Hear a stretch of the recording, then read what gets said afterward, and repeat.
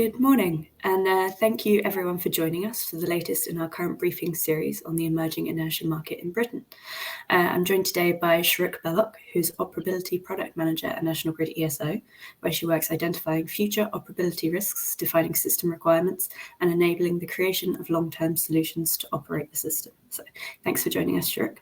We're going to start today with a quick presentation before moving into the Q&A. So just before we start, a quick reminder from me to stick any questions you might have in the questions box just at the bottom right-hand corner of the screen, and we'll try and get to as many as possible. But without further ado, I'm going to hand over to Shruk to talk about Britain's emerging inertia market.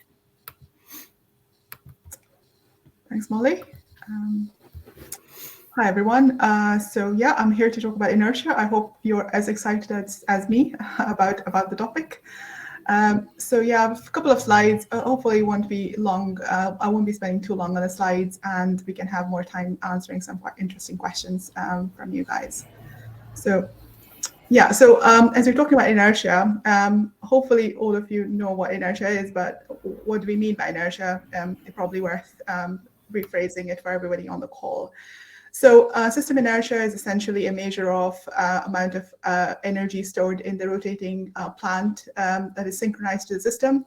So in simple terms, any synchronous plant like gas, coal, nuclear, they're directly coupled to the system, and they're able to provide system inertia by releasing any stored energy in response to the system events. So if something happens on the system in terms of system disturbance, they're able to, with their stored energy, they're able to balance any surplus or deficit in power. Why is inertia important, or why does it matter? Inertia is directly affecting the rate at which the system frequency changes. So in simple terms, if the inertia is high in the system, the rate at which the system frequency changes is lower or less steep. And if the inertia is low in the system, the rate at which the frequency changes is high. Why does it matter if the frequency, the rate at which frequency changes is high or low? It's because if the frequency changes really fast, then our frequency response services may not be able to pick up or provide response in time, and the frequency could fall outside of the statutory limits, or there are generators in the system, in embedded system or distributed system in particular, where the protection settings on those generators are reliant on the rate of change of frequency settings, and hence they could trip as well. So rate of change of frequency is very important to the system operator to ensure we are able to operate a stable system, and hence inertia is important to us. I've mentioned about synchronous plant. Synchronous plant is something that's synchronized directly to the system.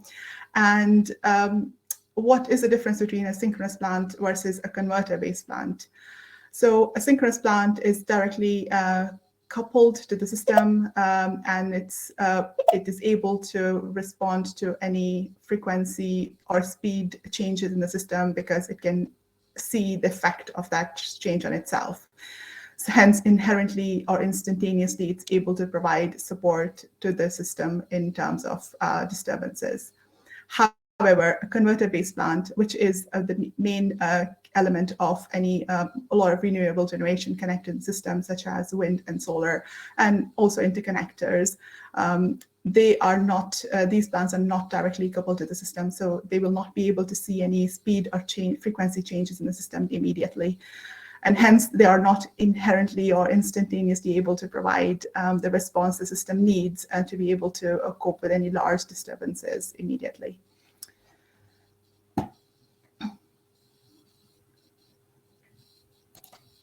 So a couple of graphs on the slide here, hopefully give you a bit of context of what is happening to the system inertia over the next decade.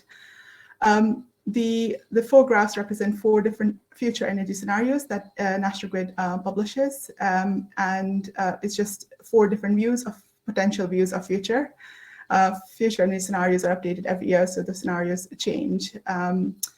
The x-axis represents the percentage of the year in which inertia value, which is represented in y-axis, is at a particular level. The three lines, the three curves on each graph represent 3 different years, 2026 to 2031. And the dotted line is representing 140 GVA seconds level of inertia, which is the current operational standard that we operate to. So we try to maintain, we try to maintain the inertia at 140 GVA seconds in operational timescales. So what we see from these graphs is in the earlier years, in 2026, we are spending less time within a year on lower levels of inertia compared to later years, where we are spending more than 80% or 70% of time on lower levels, which is below 140 GVA seconds. So just to give you a brief context of where we are going in the future, we will be going towards a future we are spending more time on lower levels of inertia for most of the time in the year. And in order for us to operate a zero carbon system or have a zero carbon dispatch, we expect the system inertia to fall up to 96 GVA seconds. So we need to plan and operate the system with those new levels of inertia going forward. So how do we measure system inertia, or how do you manage system inertia or frequency in real time or in planning timescales? So inertia, as I said, is directly impacting the rate at which the frequency changes. So inertia response is inherent or instantaneous. It has to be, it is within, if we quantify it, it's within 5 milliseconds as a quantified number. So it's very, very, very fast response. However, after the inertia response has happened, it's the other services in the system that kick in, the frequency response services, which are a bit slower compared to the inertia response. So the fastest service we've got is dynamic containment, which starts responding within half a second, and following that there'll be other frequency response services that will kick in. The purpose of the whole package is to ensure the system frequency stays within the limits and it doesn't fall outside of the limits and doesn't fall to fall or increase too fast as well. Inertia is one aspect of maintaining system stability. We are also, when we talk about system stability, we are interested in short circuit levels and also dynamic voltage and voltage support in the system. All of these things work together to be able to ensure we are operating a stable system at any given time. And there's always a balance to achieve between all these different products because the provision of one product impacts how much we other products as well. So there is interactivity with different elements of the products we procure. Yeah, so just the last slide from me. So just a few activities that ESO has been doing over the past couple of years now. So you may be aware of some of the Pathfinder projects. So Stability Pathfinder, that was the first time we ever procured inertia in the system as a commercial service. So the first phase of that project was a nationwide procurement of inertia, which concluded, the tender concluded in January 2020, and some of the solutions are already delivering now in the system. And the phase 2 Stability Pathfinder is looking at Scotland specifically to address short circuit level decline in Scotland. But alongside that, we are procuring a level of inertia as well. The tender has concluded, if you're not aware of it, this month, earlier this month, the results are published. And it's the first time we have procured new technologies like grid forming converters, which are different than traditional converter-based technologies. And they are able to provide inertia response similar to synchronous generators. And we are currently running Stability Phase 3. The tender is still ongoing. This is focused on England and Wales only. Again, focused on SCL or short circuit level requirement in England and Wales. But alongside that, we are procuring inertia as a product. And the tender will conclude later this year. And the second activity, which you may be aware of it, is the grid code working group called GC0137, which was looking at defining technical specification for the grid forming converters that are able to provide inertia and other stability services to the grid, similar to synchronous generators or synchronous plant. And the good news is this has formed a legally formed part of Grid code as of last month. So the specification is available for manufacturers and others to refer to. It's not a mandatory requirement. It's just worth noting that any participant in the future, if they participate in a future stability service, they will be expected to comply with this specification in the Grid code. And another worth mentioning project we have been working on is the Stability Market project, which is an innovation project we have been looking at and trying to understand if there is a requirement or there is a need case for a stability market in short-term or a long-term timescale. So the project has concluded its first phase. The findings are available on ESO website. But yeah, it's exciting because ESO has an ambition also to establish a stability market by 2026. Yeah, that's pretty much for me. And just to cover very basic information on inertia and what's going on in terms of developments. Yeah, happy to take any questions. Thanks, Shrek. That was great. We do have a few questions in already, so just crack on with those, I think. So Andreas Blanco said, hi there. Is your view that in the near future, all distributed generators will be needed to comply with inertia, reactive power, short circuit provision, etc., meaning that, for example, solar PV, battery energy storage will need grid-forming power converters? It's a good question. So at the moment, our focus has been, as you know, it's the transmission level inertia, and because as a GB system operator, we're looking at transmission level and maintaining frequency. Hence, inertia provision at transmission level is important for us. And we do not see these distributed solutions providing the same level of inertia to help the transmission system issues. But obviously, going forward, if we are in a world where distribution levels are seeing issues with regards to new technologies coming on and reduced short circuit levels or inertia or reactive power support, then yes, maybe there is a potential opportunity for those technologies, grid-forming technologies, to be able to provide support to distribution networks. But I wouldn't think it will be a mandatory thing because it's not yet a mandatory thing for transmission connected assets as well. Fantastic. Maxwell Collins has asked, other TOs around the world are now taking the inertia contribution of demand to be zero. What does the ESO think? Yes, a good question again. So inertia contribution from demand, we do consider a contribution from demand.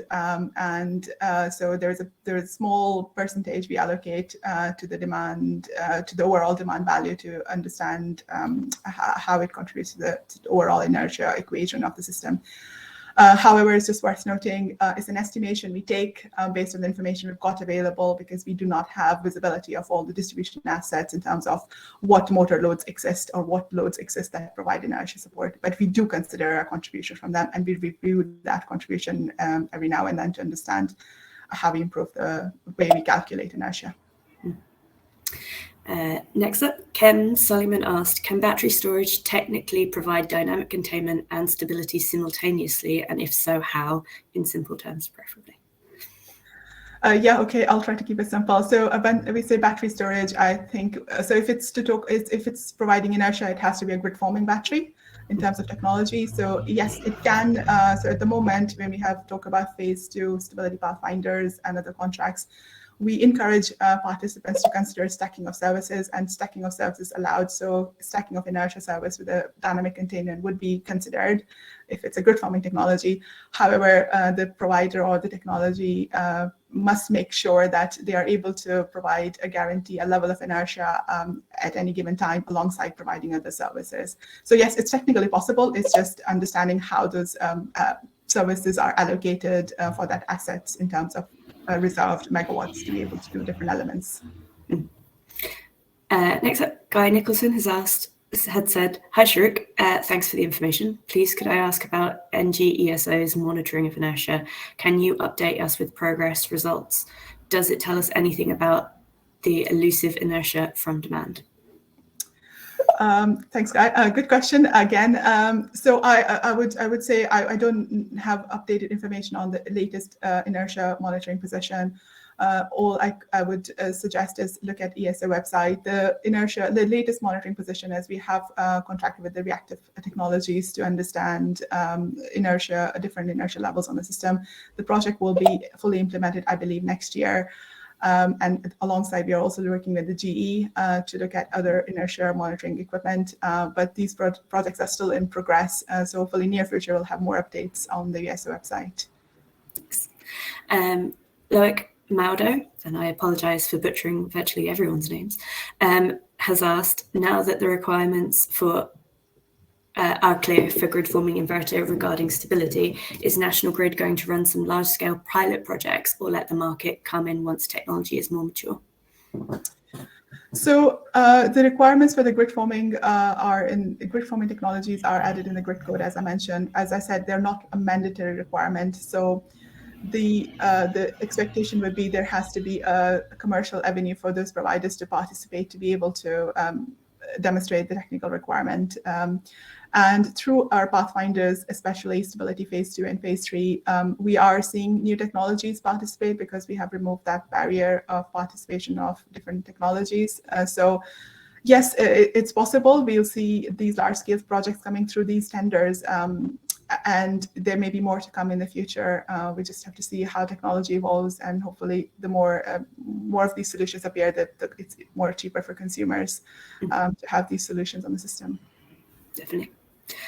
Owen O'Connor has asked, is there a view that future inertia procurement will be location specific, say regions with high proportions of non-synchronous generation, for example?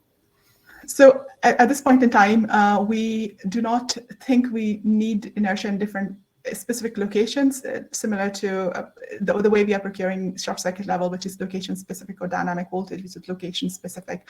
However, we do want to consider a diverse allocation of inertia. So hence we are procuring inertia as part of the stability phase 2 and phase 3 tenders. They are location specific tenders, but those solutions will come with inertia values with them. But at this point in time, there isn't a regional requirement for inertia. We are still looking at inertia as a national figure.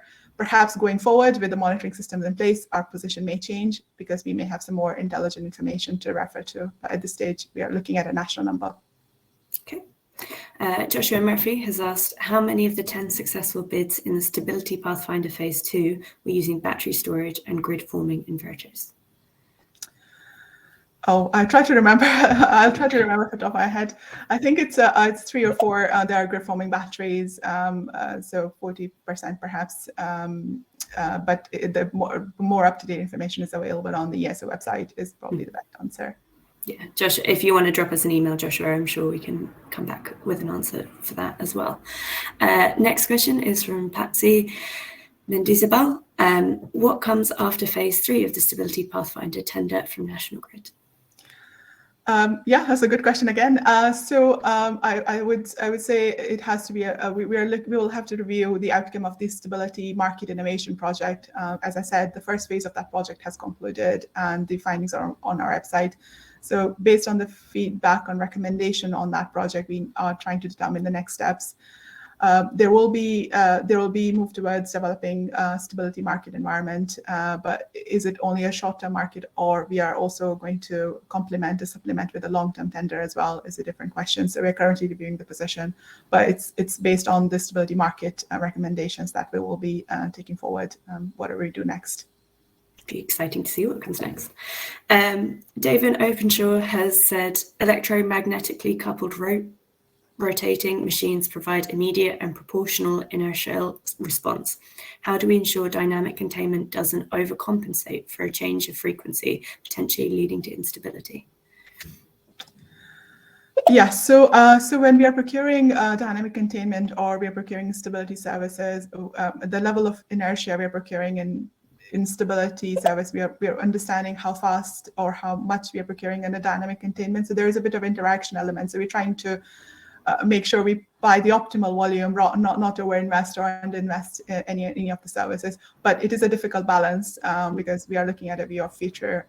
But yeah, we need to do better in understanding how these different services interact with each other. Next up, Mark Howitt has asked, you said inertia and frequency control from batteries depends on the allocation of resources, i.e. not with the same capacity. Storage with real inertia can provide them and other capabilities concurrently with the same capacity. Will National Grid acknowledge that by offering linked contracts? So at the moment, we are running contracts which are open tenders. So everybody is subject to the same rules to participate and meet the same specification. We are going into a world where we want to encourage competition and fair for all. And so that's why the competition or the tender rules are or the specifications are written in a way, and they're subjected that it's technology neutral, so that everybody is able to meet the requirements and able to demonstrate how they meet the requirements. Next, Charlie von Schmeider has asked, can grid-forming converters on the distribution network help the transmission network requirement for inertia and SCL? So at this point in time, well, it's a physical system. So because we're looking at the transmission system issues, the short circuit level or inertia and the distribution network, we do not see its impact. It's the same impact. If it's 100%, we will not see 100% on the transmission system. Mm-hmm. So any impedance between the solution and the point where the problem is always going to be an issue in terms of physics. So if we are still looking at transmission system, it's unlikely the distribution solutions will be providing that same support at the transmission level. So the solutions at transmission level will always be more cost effective to meet that need. The next question is from Hiro Yoshimura. How ESO decides inertia procurement requirement region by region and by what interval as generation mix changes from time to time? Yeah, so as I said, at the moment, inertia is looked at the national figure. We do not look at region by region for different inertia requirements. We're talking about inertia as a national figure and still procuring as a national figure. However, as part of stability tenders, because of the technical specification we are procuring a volume of inertia, but at the locations where we have short circuit level need rather than the inertia need, if that makes sense. But the overall procurement of inertia is on a national level. Mm-hmm. The next question is from Steve Broderick. Why not use inverters with the swing equivalent to mimic rotating machines in heat pumps, EVs, PV? Why not use that? So yeah, as I said, we are technology agnostic. We just publish requirements and we specify things as what the behavior of the solution should look like or technology should look like. And yes, there's no barrier for those technologies to participate in any tenders or potential markets in the future if they are able to demonstrate and meet the specification. Okay. The next question is from Vijay Kumra. Who would I contact to promote our new technology offering inertia using supercapacitors? I think probably that's a drop us an email after kind of question. Yeah. The next question is another from Ken Suleiman. Why can non-synchronous technology stack services simultaneously under the stability contract, whereas this is not allowed for synchronous technologies? So when I use the word stacking services, it's allowed to stack some services as long as it's maintaining the inertia levels that it has promised, the technology has promised as part of the stability tenders. The synchronous technologies at the moment, we have synchronous generators on the system that we are able to access in the BM as part of the other services. So as part of these long-term tenders for stability pathfinders, we're looking for something which is additional to what we can access currently in the system, and hence encouraging new participants and new assets to be built. But yes, it's a different question in a short-term environment. So if there's a short-term stability market, it could be that the picture looks very different, and hence the stability market innovation project may be recommending something very different to what we are doing in the long-term tenders. Fantastic. And a question from Johannes Oos. Oh, not a question, just to say thank you, which is very nice. Thank you very much. So there's a question from me instead, actually. I was wondering, economically, how do you think inertia will compare with other revenue streams available to renewable generators? So inertia will become more important in the future as we go on. As we saw in those graphs, we are going to go in a world where we will be sitting at lower level of inertias for a long time in a year. So it will grow, and it will be similar to some other services like voltage and frequency, because we will have to maintain inertia at a certain level at any given time. it'll become more important, I guess. How big the share would be, we'll have to wait and see how big these opportunities are in terms of long-term and short-term tenders or contracts. And a question from Will McKay. You mentioned transmission-connected assets and more efficient solutions for inertia issues. However, are distribution-connected assets still eligible to participate in Pathfinder and future inertia markets if they are priced appropriately? So at the moment, the way, the physics of the system, as I said, they are less effective. Hence, it's a question for the ESO: is there a value for those assets to be able to provide services? And the way we are looking at it now is at this point in time, the transmission connected solutions are always going to be more cost effective. I understand the question if the distribution solutions are more cost effective, but it's very difficult to see a scenario where that will be the case in terms of meeting the transmission system needs. And another quick question from me. Are you anticipating any challenges around ensuring the rollout of low carbon inertia matches that of traditional coal gas generation? Yes, it's a good question. There are challenges because there are new technologies which we haven't had on the system. So it's exciting as well. It's challenging and exciting at the same time. But we need to understand a little bit more about these new technologies when they are operational before they commission the system. Their interaction with each other and their interaction with the other things in the system as well. So there is a lot of learning to do as well for these new technologies that appear, but it's all exciting in that sense. Definitely. Question from Mike K. Why are DNO connected assets less effective for inertia, or is it only a question of scale and cost effectiveness? Yeah, so what we see in terms of the demand contribution to inertia, it's not always 100%. So if it's just based on the physics of the system.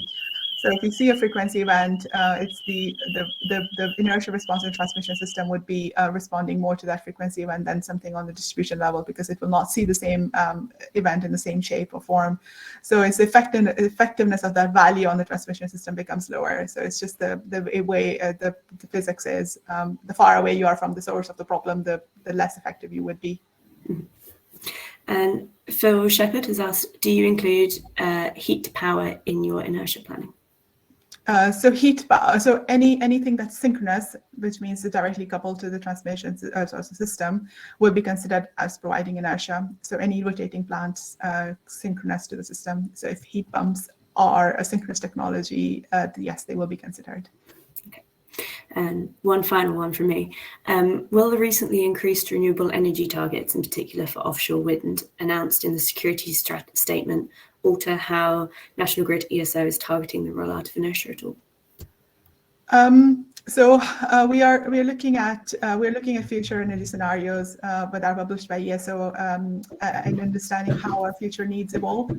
So all of those things will be considered when each year future energy scenarios are reviewed, and if that means there's more renewable connections in a particular year, then that should be reflected in our future energy scenarios and hence in our planning assumptions and outlook of the future. So yes, they will be feeding in somehow as part of the future energy scenarios.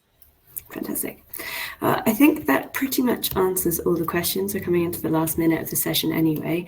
So I suppose I just want to say thank you, Shuruk, for the presentation and for answering all the questions. I thought it was really interesting. A recording of this session will be up on Current in the next day or two. So keep an eye out if you want to sort of revisit it. And if there are any questions that occur to you after, if you drop Current an email, I'm sure I can ask Shuruk for you. But yeah, thank you so much for being part of the session, and thank you everyone for coming along and listening and asking questions. Yeah, hope you all have a very lovely Wednesday. Thank you. Thank you all.